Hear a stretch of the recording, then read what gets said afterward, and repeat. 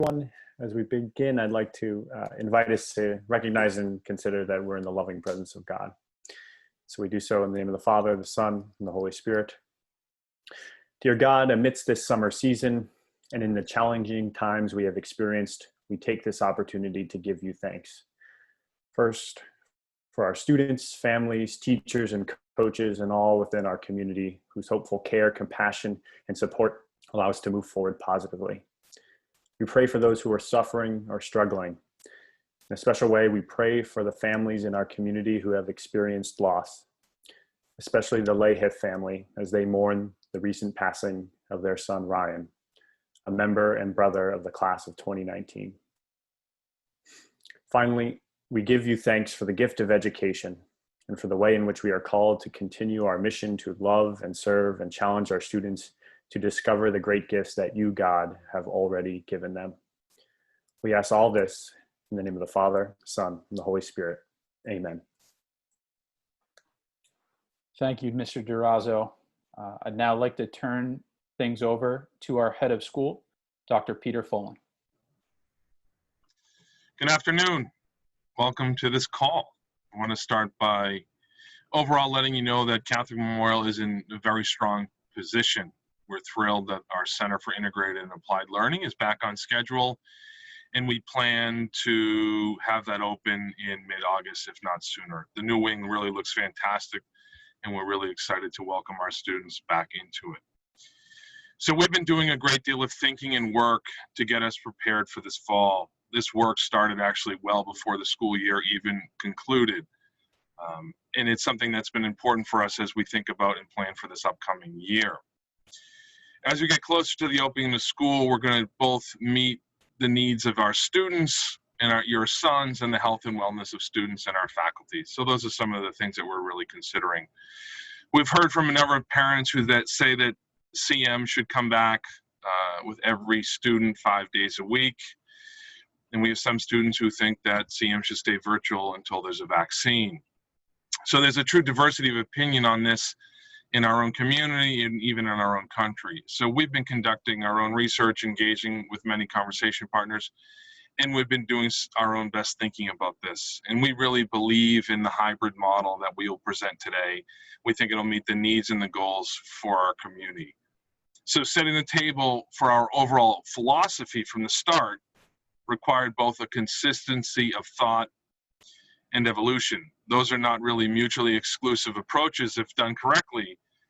We have been and will be willing to evolve as we move forward because we know this is critical to the success of our school and the education of your sons. And if we've learned anything from this pandemic, being able to adapt and evolve is critical. So over this time, we've been open to feedback and have been making decisions based on research, surveys, experts in the field, observations on what others are doing, and deeply considering the social and the emotional needs of our students. All this is done with an eye on our school and our culture, our community, and most important, our mission. We have also tried to see this time as an opportunity to improve and to grow as a school. We see this as a chance to integrate things into our approach that makes sense no matter the learning environment or moment. We've embraced this reality, as is our faculty, as a way, as an impetus, as maybe an accelerant to improve teaching and learning here at our school. We've also taken this as an opportunity to discuss how we plan for classes, how we collaborate as a faculty, in the process that we employ as a school as we think about our lesson planning. All really good, thoughtful work has been done. We always strive to be industry leaders, right? Everyone knows that, and I think based upon experience that we had this spring, I think we were leaders in our industry. Please know that we have by no means rested on our laurels here this summer. Our approach is always will adhere and continue to adhere to that standard of excellence. This goes back to our mission, where we expect and encourage excellence from our students. So it makes sense that we expect the same from ourselves, especially during these challenging times. So I want to reiterate our guiding priorities during these turbulent times. We are, one, a faith and learning community. Building relationships with one another and God must remain the critical context for all that we do. Two, we are college preparatory school for boys. providing a rigorous and college-bound academic curriculum for young men must remain at the heart of what we do. 3, we're committed to a transformative educational experience that engages the whole person. In addition to a strong academic program, our arts, athletics, and ministry programs must continue to be important components of a CM student's educational experience. And 4, we challenge each to be the best version of excellence, embrace of gospel values, and the expectation that a young man flourishes when he learns to share his talents and times with others must endure as a defining characteristic of a CM education. Please know we've never stopped working in preparation for this fall. I can assure you of that. We've all been asked to sacrifice in the face of this global challenge.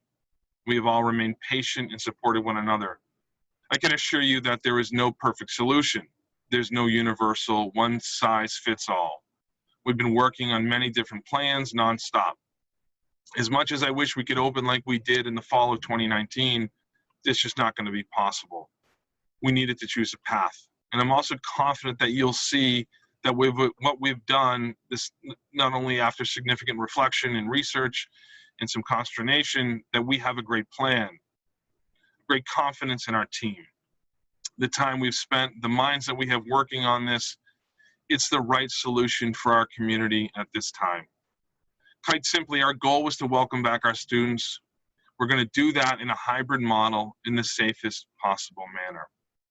To create this plan, we've used or referenced guidelines and recommendations from the CDC, state and local health authorities, DESE, Department of Public Health, City of Boston, the Mass Department Elementary and Secondary Education School reopening guidelines, Governor Baker's phased reopening plans, the Mass Higher Education Group's Safe on Campus reopening framework. We've read a ton. We've had a lot of conversations to get to this point. And we are developing a model for opening in the fall that will maximize student and teacher touch points, that has an inherent flexibility and resiliency in it in case of changing circumstances. And above all, for its ability to maintain our students' safety, social and emotional well-being, and academic growth under these challenging circumstances. So I do really thank you for joining us today. We have talked often about these times that we are all in this together, and we must continue in that thinking and rally together like we did this past year. Our collective partnership is important and it's valued, and really it's what makes us a community and makes us CM. So thanks for joining, and I turn this over to really some incredible educational leaders and administrators to take you through our plan. Thank you so much. Great. Thank you, Dr. Folan. We're excited here to share some of the details of this plan with you all. We're going to walk through a Prezi presentation here as we do this. I think it's useful to start out with sort of an introduction of some nomenclature, just because this language and what we're naming things is important as we can help organize our thoughts. Last September of 2019, we opened what we're now calling CM 1.0. CM 1.0 closed on March 12th of this past year, and we opened up CM 2.0 for the springtime. We all know the challenges, some wins, some losses, costs and benefits of what CM 2.0 was, but it was our all online platform that we operated from March 16th through the end of school. We've been, since late April, cognizant that the realities of our world, the restrictions, the pressures, the mandatory protocols, were going to suggest that we couldn't reopen CM 1.0. And instead, we have to think about a new version of CM, and we have been calling this internally CM 3.0. And CM 3.0 will open in September of 2020. I'm proud to say that we have a schedule with all of the specifics and all of the robustness that you could want. We're not just going to be here hand-waving, non-specifically and in generalizations, talking about the program that we've got today. We've got a schedule. We've staffed that schedule with our faculty, and we've plugged our kids into that schedule so that they'll know which classes they're taking and the order of those classes. Further, this schedule is durable. One of the most important pieces for us was to design a schedule that could flex in every condition from 100% in person to 0% in person, And arguably, the most important thing to schedule and to try and do our planning for was trying to understand how a hybrid model was going to wind up working. Dr. Folan spoke of our current positioning in the market, how we've become an industry leader, how based on what we've done this spring has been looked at by our competitors as the way to do things right. And we believe that we are leading again with the flexible and dynamic planning that we've been involved in since late April, when we understood the realities that we're now looking at. So an advanced team, just to describe this process, met during that time frame well before the end of school, so that we could start considering and thinking about how we might reopen in September. We understood that it was critical by early June to have a plan in place so that we could talk to our faculty. Mr. O'Brien will talk to us later on about the professional development that we've had in place, because we understood that it was important to send our faculty to the summertime where they were going to have some planning time, understanding what it was going to look like. This took the immense amount of planning. This hybrid model is the thing that is the most difficult egg to crack. And we knew that we needed to start on it early. So we started out with you, with our stakeholders. We started by looking at what you were saying about our work that we did, and we started with students. We asked students what was it that they missed, what was it that they liked about their learning environments, and not surprisingly, our students came back to us and said they missed being with their friends, they missed playing sports, they missed hanging out, they missed that non-scheduled moment where they could be with their friends and with themselves. Not surprisingly, they said that they learn best when they're with other students and when they're in the presence of adults. Adults and faculty help hold our students accountable. Again, not surprising. We also asked our parents what they thought about our learning environment. And again, they reiterated and corroborated exactly what our students had said. Missing seeing friends, missing hanging out, and missing seeing their teachers. And it was near excellent agreement in all of these categories where students and parents strongly agreed. We also asked our faculty what our faculty's experience was. And I think our faculty got great recognition for excellent work as they did yeoman's work all summer or all spring long, trying to prepare for this environment in relatively short order. We gave our students opportunities to succeed. We were there for extra help. We were clear with assignments and grading policies. And I think you all, the CM community, recognized and appreciated that. So we took this information from our own community and we combined it with some of the partners that we have taken a lead from over the last stretch of time. Many of you are familiar with our partnership with Explo, who has developed into one of the industry leaders in thinking our way through this crisis. We've been working with them closely all spring. They were the designers of our critical making class in our 7th and 8th grade program. We've also worked closely and leaned on the Leading with Hope document that comes to us from the Greeley Center for Catholic Education at Loyola University. This roadmap will be described further by Mr. O'Brien later in the presentation, as it gives us great guidance and has been structure for us as we've gone through this thinking. So our goal here was to create this working model, something that was more than just a we think that this can happen. We used these surveys, we used this external research. We were preparing for that early June date when we could announce it to our faculty so that they could do the hard work that has been going on this summer. And we realized that it was in this schedule, the hybrid schedule, half on campus, half off campus, that was going to be the difficult thing for us to create. And that's why we had to get started on it so soon. We felt that this was going to provide us with the best opportunity, the most likely opportunity for us to convene again as a community on campus in person in the fall. And more exciting for us, this schedule allows us flexibility to go from a 100% in person to a 0% in person and 100% online. And now that the heavy lifting for this hybrid model has been begun in earnest and is well along a pathway, we're going to share that with you. So I'm going to turn this over to Dr. Corso, who's going to take us through some of the principles of this schedule. Thank you. Thanks, Brian. So as Brian said, we really dug into the document from the Greeley Center. We liked it because it was written by Catholics for Catholics. Mr. O'Brien's going to walk you through the 5 planning domains and how CM has engaged those planning domains. But even if at a first look here, you'll notice that a major planning domain for us, as recommended by the document, has been promoting Catholic identity, the importance of community and maintaining community. So this document, we felt, among the many documents we reviewed, really got Catholic schools and what Catholic schools prioritized alongside academics and a college-bound program.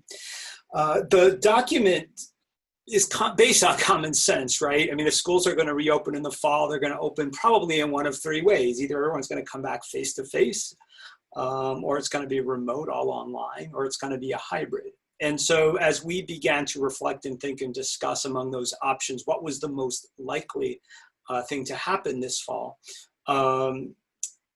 Again, as Brian has said, we started to focus in on the hybrid model.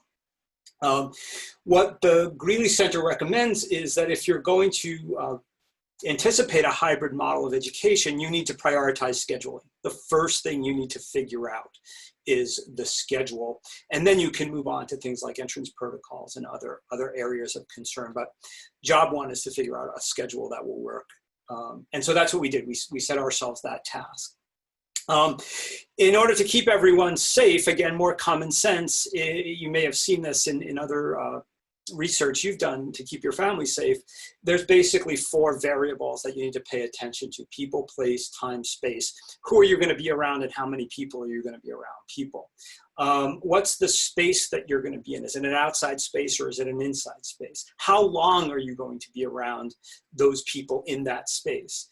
And then what is the nature of that space? A classroom is different than a gym. You have a big living room, you have a small living room. You need to pay attention to those 4 variables as you figure out what keeps people safe in any environment. So my family, we've had a couple of outside stuff, barbecues, everybody's 6 feet apart, has a mask on, that's fine, nobody comes in the house. And in my family, we limit the number of people in the house. So all those kinds of things we've been forced to think about as a result of the circumstance we're in.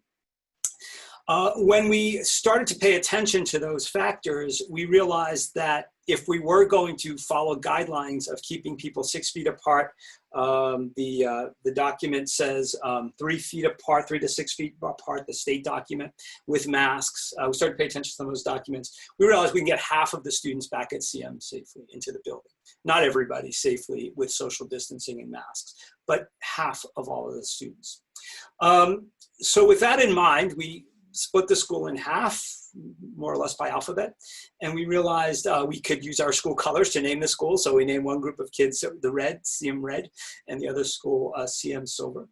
And we have a 6-block schedule, A, B, C, D, E, F for school Red. And CM Silver is G, H, I, J, K, L. So as we started to plug students into their schedules and on campus, and students were looking at on campus, they started to notice things. We started to get emails. What does it mean, block J? We've never had that before at CM, right? So the way it works is Red CM comes to school on Mondays and Thursdays, and I'm going to talk about Wednesdays in a minute. And then Silver comes to school on Tuesdays and Fridays. And Red will be online in classes on Tuesdays and Fridays, and Silver will be online in classes on Mondays and Wednesdays. You'll notice that in the schedule, the online schedule, the at-home schedule, is independent of the in-school schedule. So that goes by departments rather than just by whatever block you're in, because we needed our teachers to be free to teach an online class and not teaching their other students or the other half of the students that were coming the next day, right? So on Tuesday, the World Languages Department had to be free during B block because CM Silver is in school on Tuesdays during that B block. So by divorcing the in-school schedule from the at-home schedule. We think we found a breakthrough in order to maximize touch points so that every student will see their teacher 3 times a week, twice in person, 1 online. And they'll have 4 touch points total every day, Monday, Tuesday, Thursday, and Friday. In the middle, we put CM days, and CM Academy days are going to be different than what you may understand as night days that we've had, or what CM Day was in version 2.0 of our school. CM days are highly programmed days. CM Academy days are an opportunity for academic programming, academic enrichment, clubs, physical activities, other ways of gathering our community. In addition, they have a way of regularizing the schedule. So in a 4-day academic rotation that we have, 4 days, by having that 5th day be something else, over time, it keeps our schedule from getting quickly out of sync. One of the things we heard from families a lot was that it was really good that the schedule got locked down. So that I knew every Monday at 9 o'clock, this is what my son was doing. And so we prioritize that. The schedule does not rotate the way it usually does. And by having a CM day, it keeps those 4 days, Monday, Tuesday, Thursday, Friday, very regular right throughout, as long as we have to be in this hybrid. If there is a 4-day week, we don't have a CM day during a 4-day week. So when the Columbus Day weekend or Veterans Day weekend, we won't have a CM day. We'll just have the 4-day schedule. So that's important also to notice. Programming for these CM days has already begun. There are teams working on these days. One of the things we like about CM days with the school in the academic days divided by alphabet, the CM days give us an opportunity for configuring students in different ways. So we could bring all the freshmen to campus on a Wednesday for a CM day to do orientation type stuff at the beginning of the year. We could bring all the seniors to campus for guidance, college prep stuff. We could have a liturgy with half of our student body. There will be online programming as well as on-campus programming. But CM Academy days give us a way of reconfiguring the student body instead of just in their classes, in a variety of ways that we think our boys will enjoy and appreciate. And again, this is already in progress. The planning for this, the programming for this is already underway. And so we're looking forward to those as real, genuine community building and academic building experiences for our students. So a typical, I'm just showing you CM red right now. The blocks, are randomly assigned. So you may have A block might be your theology class, A block might be your social studies class. That you can look in your schedule for that. But a student will have their 6 academic classes. Mr. O'Brien will talk a little bit about what happened to art and innovation. But that's going to happen on the Mondays. And then on Tuesdays, they'll have their world language, math, and science online classes. They'll repeat their Monday schedule on Thursday. And then on Friday, they'll have their theology, English, and social studies classes. You'll notice the 15-minute breaks. The 15-minute breaks are long because they allow us to stagger people in the hallways and not have all the kids in the hallway at the same time. They allow time for mask breaks and things like that. So there's all kinds of positives of the 15-minute breaks, even though that's longer than we would normally have for a break. Lunches, you'll hear more about that. Lunches will be in classrooms. We can't gather in the cafeteria en masse the way we usually do. So there's other details. Here's a video that kind of explains it, summarizes what I've just shared. Typically, students attend classes of between 18 and 24 students during the day. Social distancing requirements will limit class sizes to an average of between 12 and 15 students. Of CM's 640 students, approximately 500 attend the high school and 140 attend the middle school. These are, as you are aware, separate buildings. In order to reduce density and allow for social distancing, our student body will be divided in half. Half of the students will be designated CM red, and the other half will be designated CM silver. On Mondays and Thursdays, CM red will come to campus, and CM silver will have class online from home. On Tuesdays and Fridays, CM silver will come to campus, and CM Red will have class online from home. While on campus, students will attend 6 classes. Average class sizes are between 12 and 15 students, depending on the size of the physical classroom. So on a Monday, students will run through an A through F block schedule. On Tuesdays, students in CM Silva will run through a G through L block schedule. While at home, students will attend 3 classes online. 3 subjects have their online classes on Monday and Tuesday: world languages, math, and science. The other 3 subjects have their online classes on Thursday and Friday: theology, English, and social studies. A typical week for a student in CM Red looks like this. On Monday, they will come to campus and run through their normal A through F block schedule. On Tuesday, they will at home attend their world languages class, math class, and science class online. On Wednesday, they may come to campus for programming that happens at the school, or there may be online programming. That will vary from week to week. On Thursday, they will come to campus again and run through their A through F block schedule. And then on Friday, they will have their theology, English, and social studies classes online while at home. A typical week for students in CM Silver begins at home online with their world languages class, their math class, and their science class. Then on Tuesday, they come to campus and run through their G through L block schedule.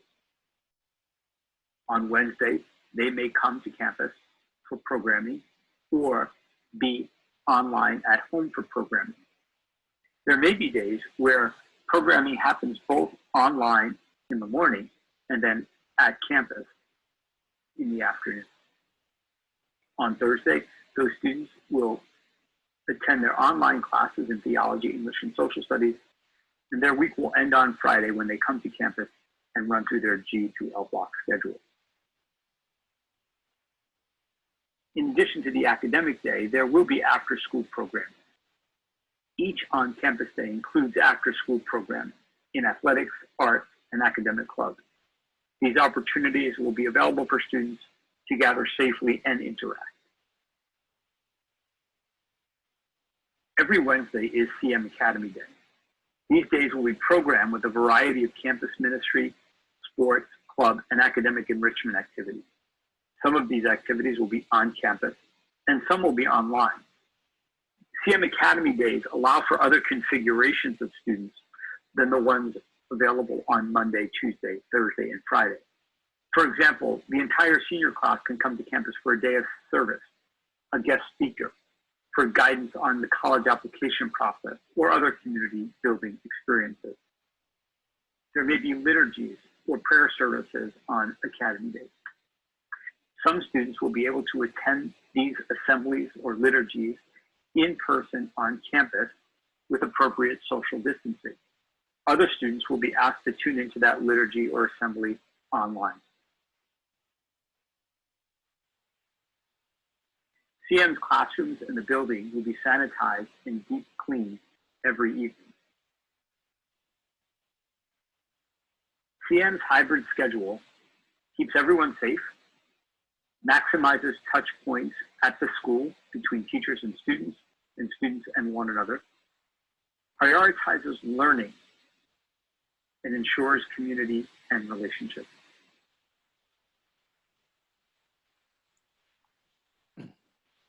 Thank you, Dr. Corso and Mr. Palm and Dr. Folan for setting this up. I want to talk a little bit more now about some of the other work that has gone on since we've developed our schedule.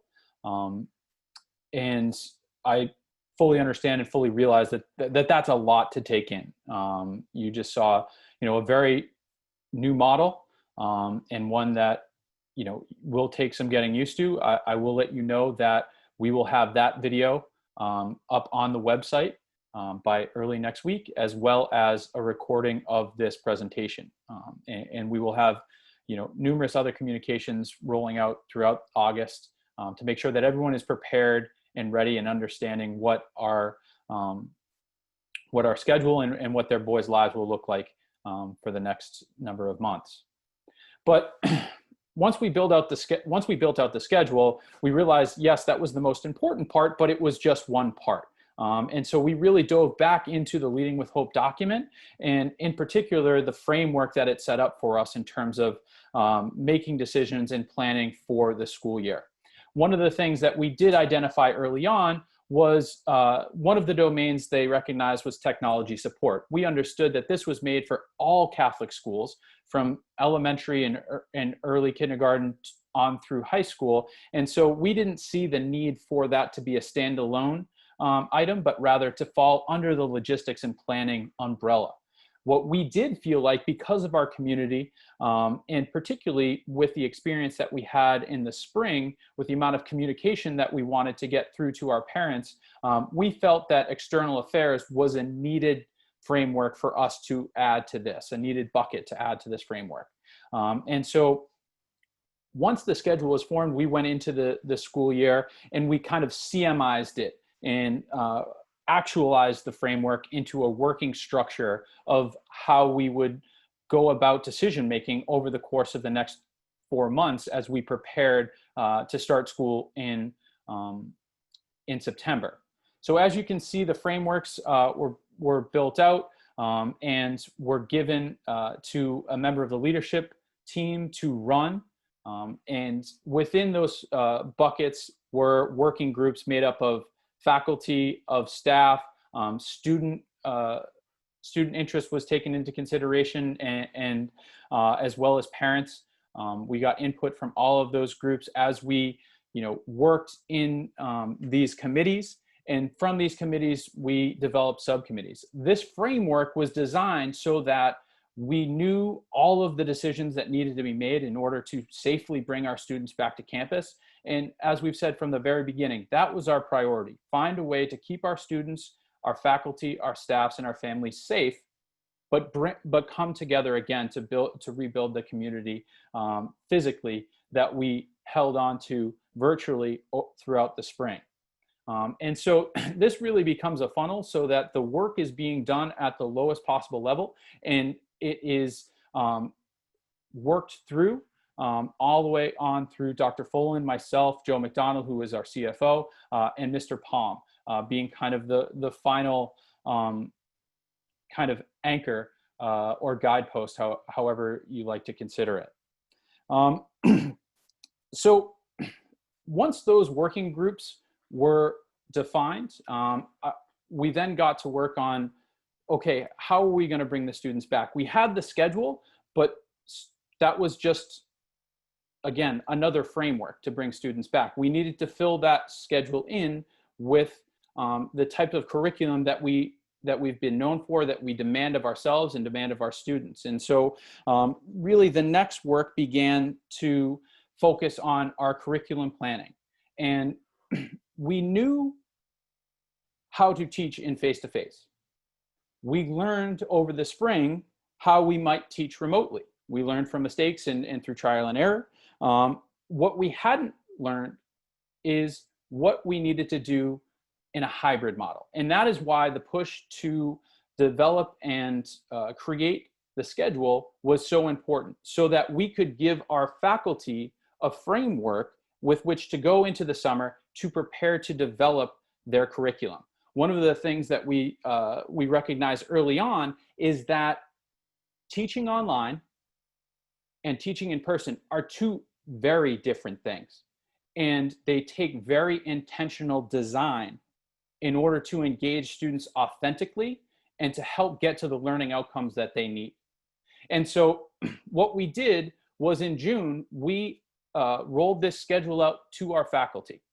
It wasn't quite as developed as what you just saw, but the basic structure was there. We knew students would be on campus in front of teachers about twice per week, and then once per week they would be online, again, in front of those teachers. We felt that it was really important that a teacher be in that online environment to hold the students accountable, to also assist the students where needed, and to maintain that engagement throughout the process. We wanted those touch points. Those are, again, another priority of the school as we began to develop this model. So this framework was created, and again, we went back to the Leading with Hope document, and they suggested something that it's actually been in practice in education for a number of years now, and that's understanding by design, and backwards design is what it's called. And so what that requires is that every member of the faculty looked within the team at the discipline that they taught, and they developed scopes and sequences for each of our courses. So they identified what were the most important things for our students to be learning. We understand that we are sacrificing in-class time to keep our students safe. That was something that we knew we had to do. And so in order to get the best learning outcomes possible, we needed to identify the critical learnings that we would want to focus on as we developed our curriculum. And so we built out these scopes and sequences, and then the faculty took those, and over the course of the last month and a half, they've been building out unit and lesson plans. And actually just last week, the faculty turned in the first quarter of lesson plans for every class that is being run. So not only have we developed a schedule that will lower the density in our class, bring students to campus, focus on touch points, keep students accountable when they're online, but we've actually developed the curriculum to be put into it. And not just taking the curriculum off the shelf that we've always taught from, day one of in-person learning to day 180. We are creating unique lesson plans and curriculum plans that engage students in the modes and the modalities in which they are engaging with the material. And I think that that's really important. High quality instruction leads to excellent outcomes. And we ask our students to pursue excellence and to challenge themselves. We ask us the same of ourselves. And that really has been a hallmark.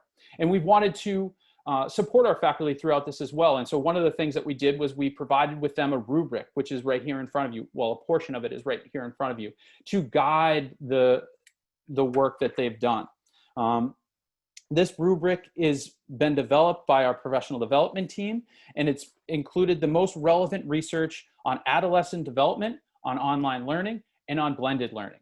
So again, this was developed through a tremendous amount of research and a tremendous amount of work, but it's helped to guide each of our teachers so that they, when they are making decisions about, okay, I want to teach this in class and this online, it's purposeful and intentional. And again, always aimed at engaging our students. And so what this has allowed us to do is really have the flexibility and agility that has become a hallmark of our work since we began CM 2.0 just a few short months ago. But one of the things that will continue and has always continued to hold true was that no matter of the learning, it will be defined by CM's hallmark of academic excellence. The faculty and staff are eager to return to the rewarding work of teaching, learning, and engaging with the students. We are committed to and excited by the idea of reaching our students and seeing our students in person. To a person, the faculty has responded incredibly. I can't tell you how proud I am of the work that this group has done. Now, one of the things that you may have noticed and Mickey mentioned was the lack of art in the schedule. Art, music, and innovation, which again, hallmarks of our school. One of the things that developing the lesson plans and developing the unit plans this early on in the summer has allowed us to do is we now have a working group led by Mr. Murray, our Director of Innovation, who are going into those documents and finding the places where art, innovation, and music can be integrated within the classroom. What we've always believed and always been a hallmark of our educational beliefs has been that learning is best done in integrated ways.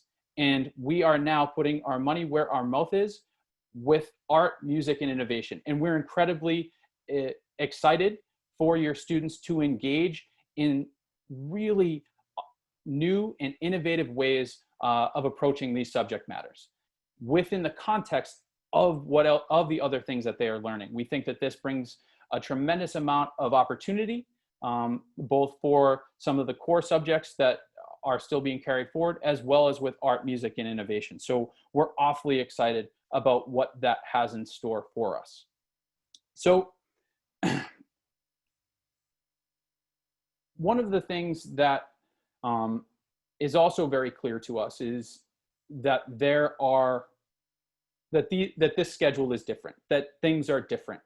And you know, it brings us back to some of our thinking, and at the intersection of logistics and community is the need to care for one another.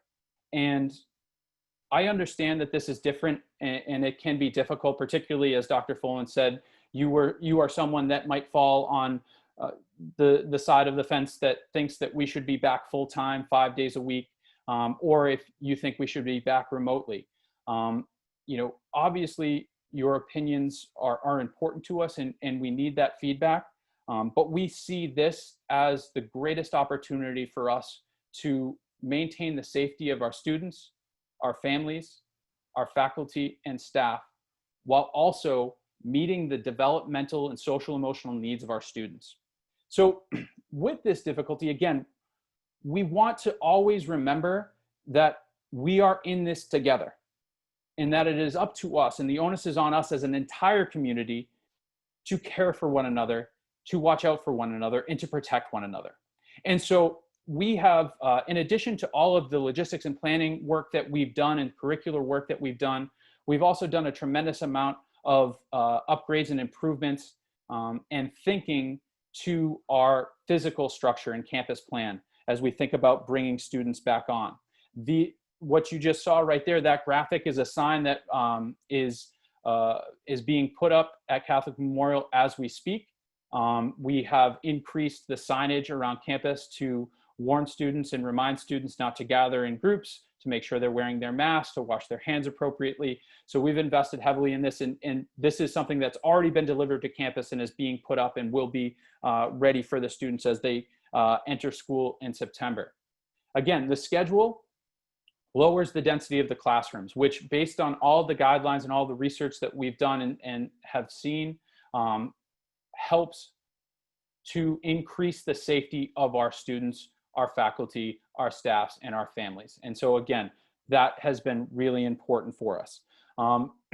We are going to require, per guidelines sent out by DESE and the CDC, that masks be worn on campus at all times by anyone entering campus.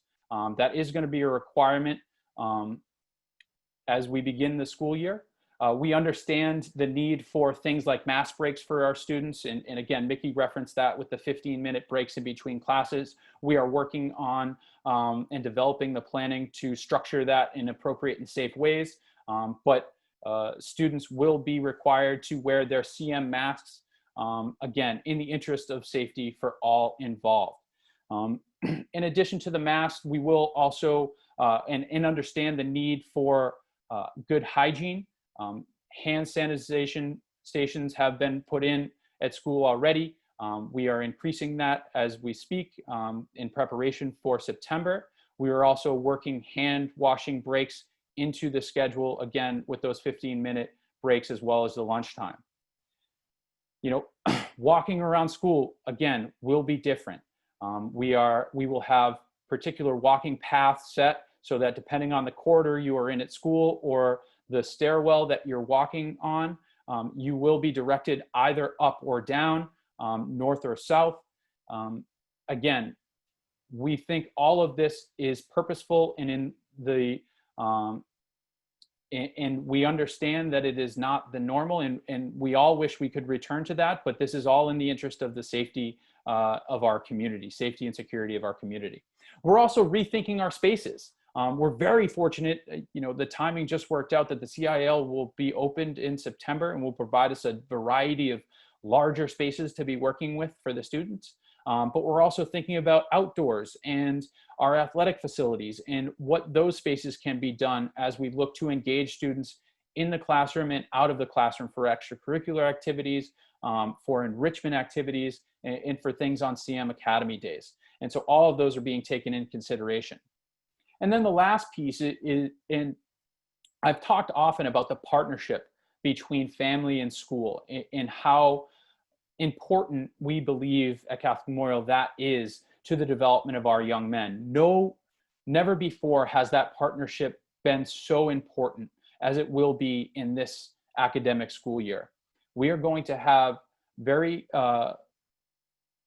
strict entrance and exit protocols that are going to ask you as families to take some of the ownership of looking after your health and personal well-being prior to coming to campus. And so we're very fortunate. We've been running some summer camps and clinics, and also working with our athletic department. They've had groups come in to work out. And so we've developed protocols for that, and we're building off of that as we think about what the entrance protocols will be for next year for all of our students.